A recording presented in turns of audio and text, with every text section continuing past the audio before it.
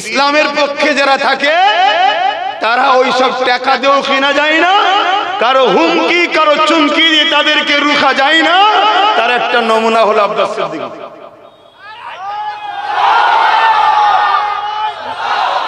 এইরকম যারা লক্ষ লক্ষ যদি যুবক আগামী দিন তৈরি হয়, তাহলে জালিমদের খবর খারাপ হবে না? হবে না?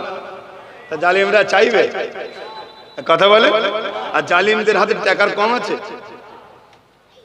আমার ভারতবর্ষে পার বছরে যা ইনকাম, ভারতের 140 কোটি লোক আছে, মাথা পিছু নগদ 40 লাখ টাকা করে দেওয়া যাবে। কত টাকা বুঝতে পারছেন? টাকা করে যাচ্ছে, শুনছেন না? শুনছেন? আর অথচ আমার ভারতবর্ষে আজকে 80 কোটি লোক ডেলি একবেলা খেতে পায়, তো আর একবেলা খেতে পায় না। কত কোটি? 80 কোটি। আর আমার দেশের টাকা কত? পার মাথা পিছু কত করে পাবে? 40 লাখ। 140 কোটি লোক আছে, পার মাথা পিছু যদি নগদ করে গুনে দেওয়া হয়, এক একজন 40 লাখ করে পাবে। এরপরও গরিব কত? 80 কোটি। কত গরিব? যারা একবেলা খায় আর একবেলা খায় না, আর দুবেলা খায়, বাইক সাইকেল নেই। এ সংখ্যা ধরলে তো আরো বেড়ে যাবে রে বাবা, ওটা পরের বিষয়। 80 কোটি লোক আছে যারা একবেলা খায় আর একবেলা খায় না। এরকম গরিবের সংখ্যা বলছে 80 কোটি আমার ভারতবর্ষে আছে। শুনছেন তো নাকি? মুসলমান ভারতবর্ষে কত? 20 কোটি। শুনছেন তো নাকি? 20 কোটি। তো 20 কোটির মধ্যে কি সবাই আবার একবেলা খায় একবেলা খায় না এমন আছে নাকি? আল্লাহ শুকর, খাবার অভাব আমাদের নেই। বলুন ঠিক না বেটি? বলুন আলহামদুলিল্লাহ। কেন? রেজেকের মালিককে জোরে বলুন। তারপরও ধরছি 20 কোটি ধরুন, ধরে নিচ্ছে, আমাকেও ধরলে বলছি, ধরুন আমি 20 কোটি নিয়ে আমিও আছি, তাহলে 80 থেকে 20 বাদ গেলে কত হয়? এই 60 কোটি যারা একবেলা খায় আর একবেলা খেতে পায়নি, রে কারা? শুনছেন? আমি তো তাই ভাবাই অনেক জায়গায় গিয়ে যে ভাই মসজিদ থেকে তো খুব নাচানাচি করলি, পেলি কি? বলছে কলা। কলা তো বাঁদরকে দেয় রে, তোকে কি দিল? বলছে কলাই দিয়েছে, তার মানে কিছু দেয়নি। তাহলে কি পেলি? নেচে। তোকে নেচিয়ে দিয়ে 60 কোটি, তার মধ্যে তোরাও পড়ছিস, খেয়াল করে দেখ। শুনছেন না শোনেন না? তা ইসলাম এই জুলুমকে কি পছন্দ করে? এই যে 80 কোটি লোক খাবে না, আর 2-20 লক্ষ লোক, বেশি নাই 20 লক্ষ লোক হয়তো ভারতবর্ষে, যারা লক্ষ লক্ষ কোটি টাকার মালিক, অতও নয়, বেশি বেশি বলছি। তাহলে এইটা কি ইসলাম পছন্দ করে? ইসলাম কি বলছে? তাহলে ইসলাম যখন এর বিরুদ্ধে, তাহলে যারা 2-20 লক্ষ রয়েছে ওরা তো চাইছে ইসলামটাকে মুছতে হবে। কি করে মুছবি? ওই 60 কোটি যে আছে ভিখারি, খাওয়া 200 টাকা দিয়ে মদ দে, 200 টাকা দিয়ে মদ দে, একবেলা খাইয়ে দে, দিয়ে বল মার, মুসলমানদের মসজিদ ভাঙ, হই হই কর, এই স্লোগান দে, দুশ্মনী তৈরি কর। এই তো করছে। যাক, বিষয়টি আলোচনা এখন নয়। আমি যে কথা বলতে যাচ্ছিলাম, আমার রাসূলুল্লাহ যেটা রেখে গেছে ওটাকে মজবুত করে আমাকে আপনাকে ধরতে হবে।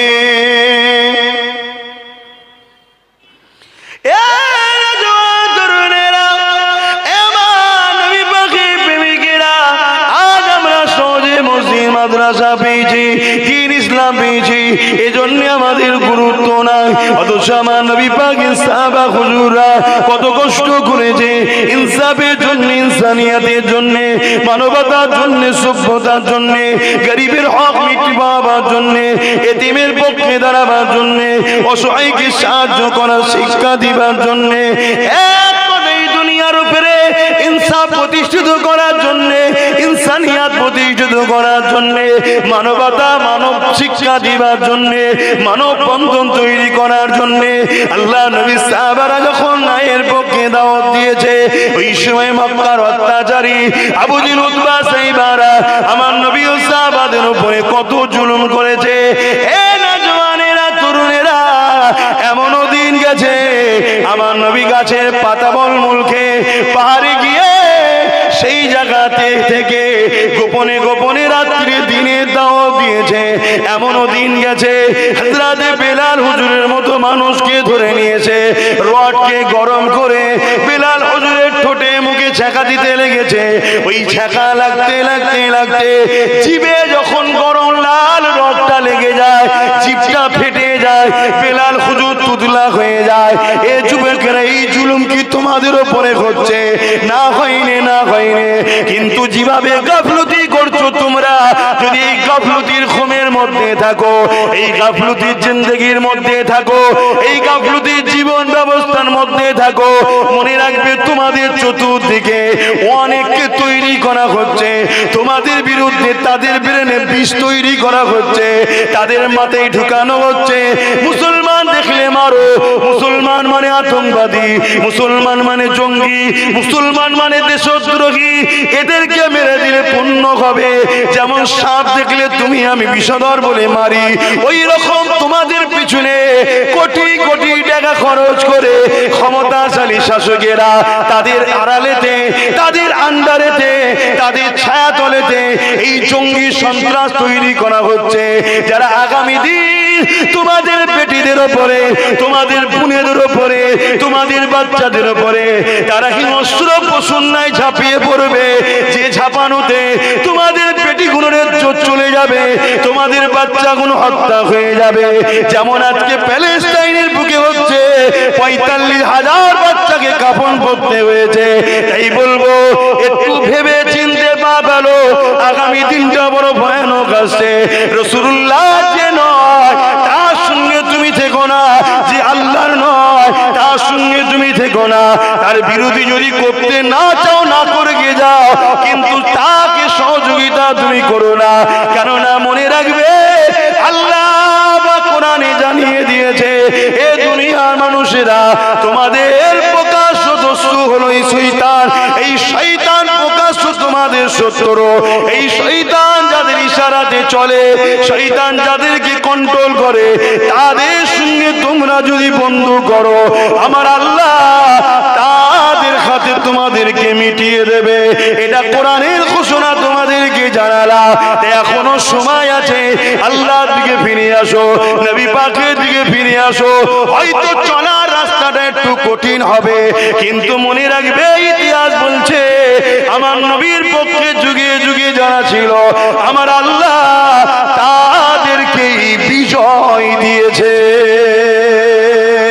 এ যুবকেরা, তার একটা ছোট্ট নমুনা বলে যাচ্ছি।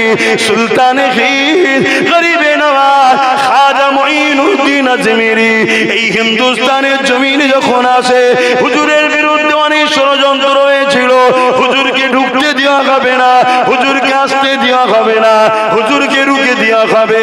কিন্তু আমার আল্লাহ রসুল যার সাথে আছে, পৃথিবীর কোন শক্তি তাকে মিটাতে পারে না। আমার গরিবে নওয়াজ তিনি হিন্দুস্তানের জমিনে শুধু এসেছে তা নয়, হিন্দুস্তানের আজকের তারিখেও বেতাজ বাদশাহ হয়ে আছে। আরো জোরে বলুন সুবহান।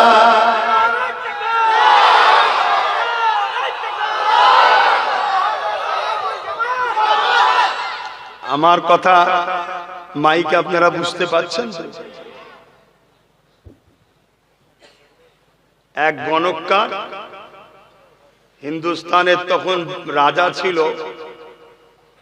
হিন্দুস্তান তখন ছোট ছোট রাজা ছিল, এত বড় নয়, ছোট ছোট রাজা ছিল। আজমির বলে ওই জায়গায় যে রাজা ছিল, তার নাম পৃথ্বীরাজ। তাকে এক গণককার বলেছে যে একজন মুসলিম দরবেশ আসছে, যে তোমার রাজত্বকে শেষ করে দেবে। শুনছেন তো নাকি? আজকে গরিবের নওয়াজের মাজার খেলেও ষড়যন্ত্র হচ্ছে না, হয়নি? এ সব দোষ কার ঘাড়ে দেবেন বলুন? সব দোষ বাপ আমাদের, সব দোষ আমাদের। নিজের ছেলেকে শুইয়ে শুকিয়ে আর পরের ছেলেকে খাইয়েছি আমরা। আমি কি বুঝাচ্ছি, বুঝছেন তো নাকি?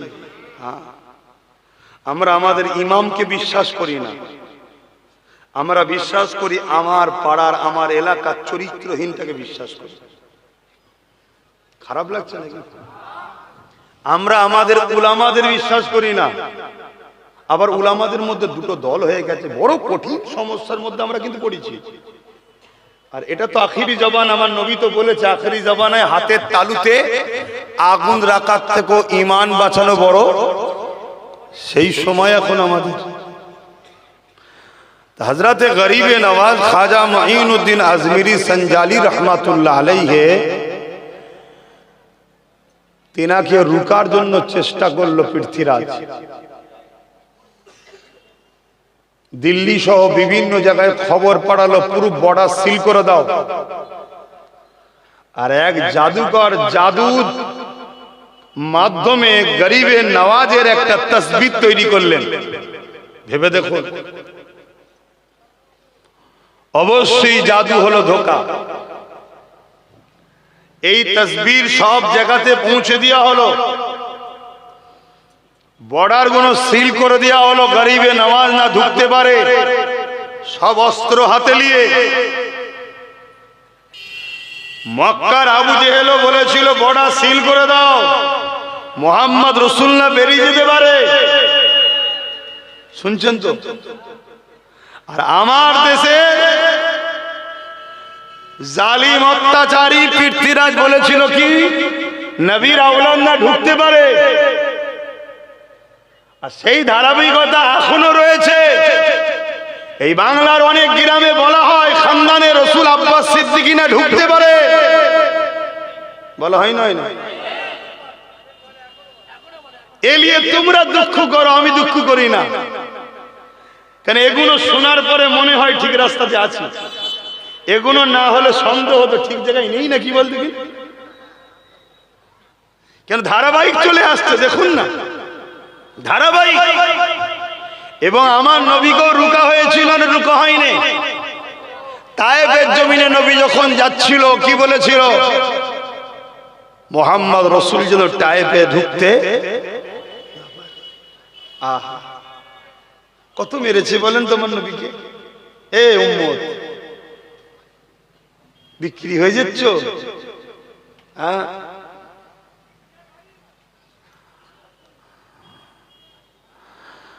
গরিবে নওয়াজ আসছে।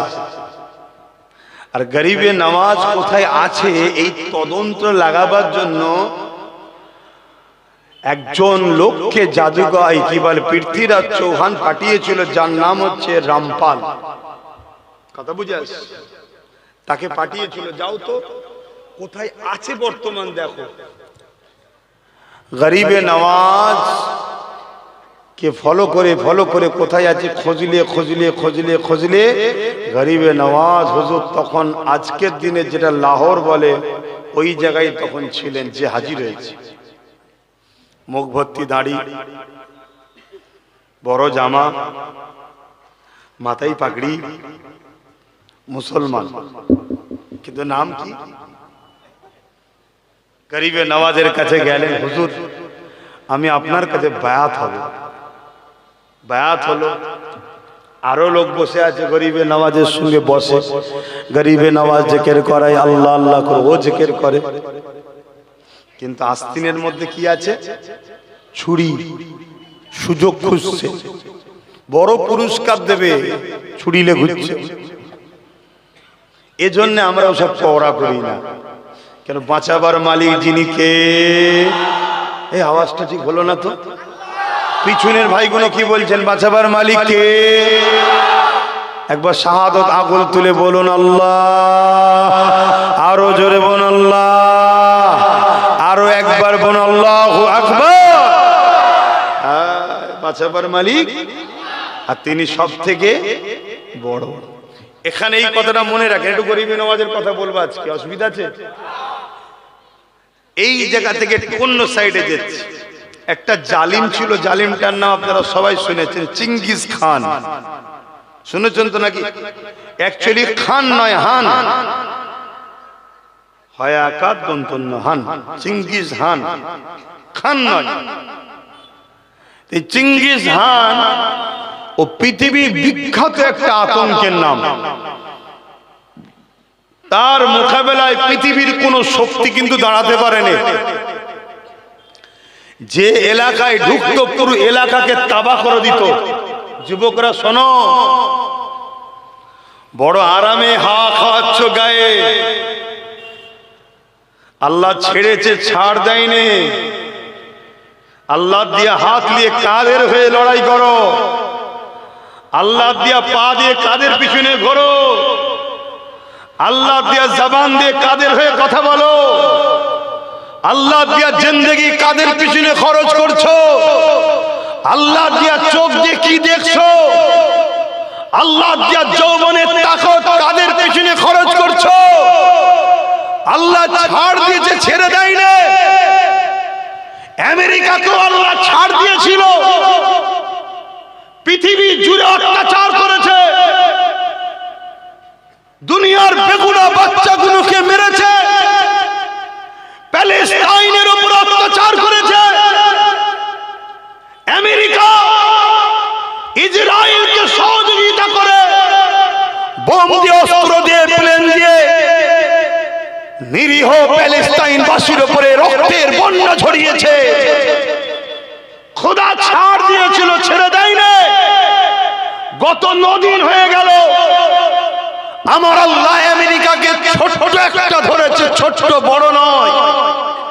দুনিয়া ভাবতে পারে এত বিশাল দাবানল কখনো দেখিনি, কিন্তু একজন ইমানদার বলছে এটা একটা ছোট ব্যাপার আমার আল্লাহর কাছে। ওই আমেরিকার আমার আল্লাহ পাক, আমেরিকার বুকে এক দাবানল শুরু হয়েছে। লস অ্যাঞ্জেলস বলে একটা শহর আছে, যেখানে সব ভিআইপিরা থাকে, কোটিপতিরা থাকে, তাদের কোটিপতি, শিল্পপতি, গায়ক গায়িকা সব থাকে। আমার আল্লাহ সেই শহরকে তাবাহ করে দিচ্ছে আগুন দিয়ে। হাজারো চেষ্টা করছে পানি দিয়ে বন্ধ করার, 100 স্পিডে হাওয়া চলছে আর আগুন চলছে, হাওয়া চলছে, আগুন চলছে। পানি শেষ হয়ে গেছে, আগুন এখনো বন্ধ হয়নি। তারা চেয়েছিল ইসলামকে মুছে দেবে, আমেরিকাতে আজানকে ঘৃণা করা হতো। আজকে তারা আগুন বাঁচাবার জন্য, আগুন থেকে বাঁচার জন্য মসজিদের ইমামদের নিয়ে যে বলছে আজান দে বাবা, বাঁচা বাবা, বাঁচা বাবা। এখন সেখানে সরকারি ভাবে আজান দিওয়াচ্ছে। জোরে বলুন সুবহানাল্লাহ, আরো জোরে বলুন সুবহানাল্লাহ। আল্লাহ, আমার দেশেও মাঝে মাঝে শুনি কিছু মানবরূপী কুকুররা মাঝে মাঝে বলে আজানে নাকি অসুবিধে হয়। আজানে যদি অসুবিধে হয় তাহলে আমেরিকা আগুন বন্ধ করার জন্য বুঝে নিয়েছে আমাদের সব ক্ষমতা শেষ, আজানই দরকার। আর আমেরিকা শিখলো কার থেকে? এটা শুনবেন না। আজ থেকে বছর 3-4 আগে ব্রাজিল বলে একটা দেশ আছে, ওই দেশের অ্যামাজন জঙ্গলে আগুন ধরেছিল। যে আগুনেতে অ্যামাজন জঙ্গল বিরাট ভয়ানক একটা দাবানল দেখা দিল। আশপাশের পড়োশি দেশ এবং ব্রাজিল সহ সবাই পানি দিচ্ছে, হেলিকপ্টার করে, ফ্লাইট করে পানি দিচ্ছে। জঙ্গলের আগুন বন্ধ তো দূরের কথা, পানি যেন পেট্রোলের মতো কাজ হচ্ছে, আগুন আরো বেড়ে যাচ্ছে। তখন ব্রাজিলের সরকার যারা মসজিদ ব্যান করেছিল, আজানকে ব্যান করেছিল, তারা গিয়ে মসজিদ জিকটা খোলা ছিল, ওই মসজিদের ইমামদের কাছে গিয়ে করজোরে হাত জোর করে বলছে সব চেষ্টা ফেল, তোমরা একটু দেখো। মসজিদের ইমামরা গেলেন, 2 রাকাত নফল নামাজ পড়লেন। নামাজ পড়ার পরে আল্লাহ শাহী দরবারে হাত তুলে দোয়া করতে লাগলেন, আজান দিতে লাগলেন। আল্লাহ পাকের রহমতে মেঘলা হলো, পানি হলো, আগুন বন্ধ হয়ে গেল। জোরে বলুন সুবহানাল্লাহ। আমরা ইনসাফ পরায়ণ মানুষ, আমরা মানবতা প্রেমিক মানুষ, কিন্তু রক্তে গোশতে তৈরি। প্যালেস্টাইনে সেই বাচ্চাদের কান্না, প্যালেস্টাইনে সেই মায়েদের আর্তনাদ, প্যালেস্টাইনে সেই বেগুনা বাচ্চাদের চিৎকার আজকে আমাকে বুঝাতে বাধ্য করছে। আমেরিকায় যারা আজান দিচ্ছে, আমার মনে হয় এদের আজান আজকে কাজে লাগবে না, কারণ আল্লাহ যখন ধরেছে এর একটা শেষ দেখে ছাড়বে, এটা আমার ঈমান দাওয়া দিচ্ছে। কিন্তু এরপরও আমার আবার বলা দরকার, কেন আমরা নবীর আদর্শে আদর্শিত, আমাদেরকে চেষ্টা করা দরকার মানুষ বিপদ থেকে যেন মুক্তি পায়। কিন্তু আবার এটাও মনে হয় মানব রূপী যদি পশু হয় তার মরারও দরকার আছে। কি গো ভুল বলছি? তাই আমি তোমাদেরও বলছি, তোমরা যদি আল্লাহর হও, নবীর হও, রেহাই পাবে। এখনো সময় আছে। তুমি মনে করোনি আমার বাপ মুসলমান ছিল, আমি মুসলমান, আমি ছাড় পেয়ে যাব না। দুটো হাত দিয়েছি কি করতে? জুলুম করার জন্য না, জুলুমের হাত থেকে মানুষকে বাঁচাবার। কথা বলো। আসো, সংগ্রাম করো, ঐক্যবদ্ধ হও, সংগঠিত হও, অন্যায়ের বিরুদ্ধে রুখে দাঁড়াও। অন্যায়কারীদের কাছে যদি বুলেটের গুলি থাকে সেনাকে পেতে দাও। মারো গুলি, 500 মারো, 5000 মারো, 5 লাখ মারো, যত মারবে তত সংখ্যা বাড়বে। একদিন তোমাকে মিটবে, তোমাকে মিটিয়ে দিয়ে এই সমাজে শান্তি প্রতিষ্ঠিত আমরা করব। এই অঙ্গীকারবদ্ধ আমাদের হতে হবে, ঠিক না বেটি? তবেই তো মুসলমান।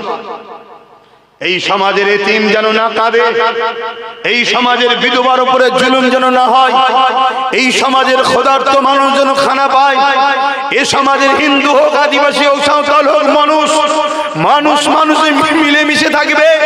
কোন মানুষের উপরে অত্যাচার যেন না হয়, এই নিরাপত্তার ব্যবস্থা করার নাম তো ইসলাম।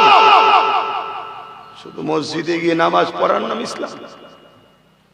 মানুষের নিরাপত্তা তৈরি করার নাম ইসলাম না? ইসলাম না।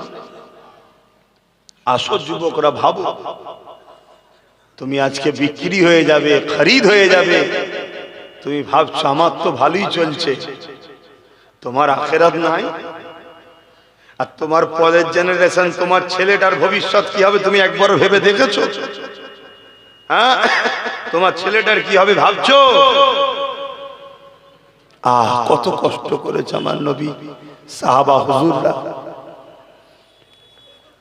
আল্লাহ নবী অজ্ঞতা বলার জন্য একটা দিন এমন হয়ে গেল, আল্লাহ নবী, নবী, দয়া নবীর বিরুদ্ধে লড়াই শুরু হয়ে গেল। উহুদের ময়দান ছিল। এ যুবকেরা, তরুণীরা, বাবেরা আমার নবী পাকের দিকে লক্ষ্য করে মক্কা জালিমরা তীর মারতে লাগলো। আমার নবী পাক খালি হাতে দাঁড়িয়ে রয়েছে। নবী পাকের সাহাবারা চতুর্দিকে না ইনসাফের জন্য লড়াই করতে লেগেছে। ঠিক এমনই সময় এক জালিম নবী পাককে লক্ষ্য করে তীর মারবে। ঠিক এমন সময়তে আল্লাহ নবীর একজন সাহাবী হযরত তালহা রাদিয়াল্লাহু তাআলা তিনি দেখতে পেয়ে যায় আল্লাহ নবী একা দাঁড়িয়ে রয়েছে। এই হযরত তালহা রাদিয়াল্লাহু তাআলা তিনি ছুটে এসে আমার নবী পাকের সামনে দাঁড়িয়ে গেলেন। যে তীরটা আমার নবী পাকের সিনায় লাগার কথা ছিল, ওই তীরটাকে আল্লাহ নবী সাহাবী নিজে সিনায় নিয়ে নিলেন। তরুণীরা, বাপেরা, আল্লাহ নবীকে তীর মারতে লেগেছে। হযরত সাহাবী নবীর সামনে দাঁড়িয়ে আছে। একটা, দুটো, তিনটে, চারটে, পাঁচটা, ছটা, 10টা, 20টা, 20টা, 30টা, 50, 79 থেকে 80টা তীর আমার নবী পাককে লাগার কথা ছিল। সাহাবী নিজের সিনাতে পিঠে লাগিয়ে নিল। এমন সময় সাহাবী জমিনের দিকে টলে পড়ছে। নবী পাকের সাহাবারা আগিয়ে এসে ওই জালিমদেরকে হটিয়ে দিয়ে আমার নবী পাককে ঘিরে ফেললে। আল্লাহ নবীকে বলতে লাগলে, ইয়া রাসূলুল্লাহ, হাবিবাল্লাহ, হুজুর আপনি কেমন আছেন? আল্লাহ নবী বলতে লাগলে, এ আমার সাহাবী রে, এ আমার সাহাবারে আমি মুহাম্মদ ভালো আছি, তবে আমার তালহাকে দেখো না গো, আমার তালহার খোঁজটা নাও না গো। তালহা আমার ভালোবাসায় নিজেকে কুরবান করে দিল, এ সাহাবীর খোঁজটা নাও না। সাহাবা হুজুররা এগিয়ে গিয়ে হযরতে তালহাকে জিজ্ঞাসা করে, ও ভাই তালহা তুমি কেমন আছো? হযরতে তালহা বলছে, একটা খুশি সংবাদ আছে আর একটা দুঃখের সংবাদ আছে। খুশি সংবাদ কি? হযরতে তালহা বলতে লেগেছে, আমি আমার জানটা আল্লাহর জন্য দিয়ে দিলাম, নবীর প্রেমে দিয়ে দিলাম, এই জন্য আল্লাহ আমার জান এখনো বেরোয়নি, যাবার সময় হয়ে গেছে, কিন্তু আল্লাহ আমাকে জান্নাত দেখাতে লেগেছে। আরো জোরে বলুন সুবহান।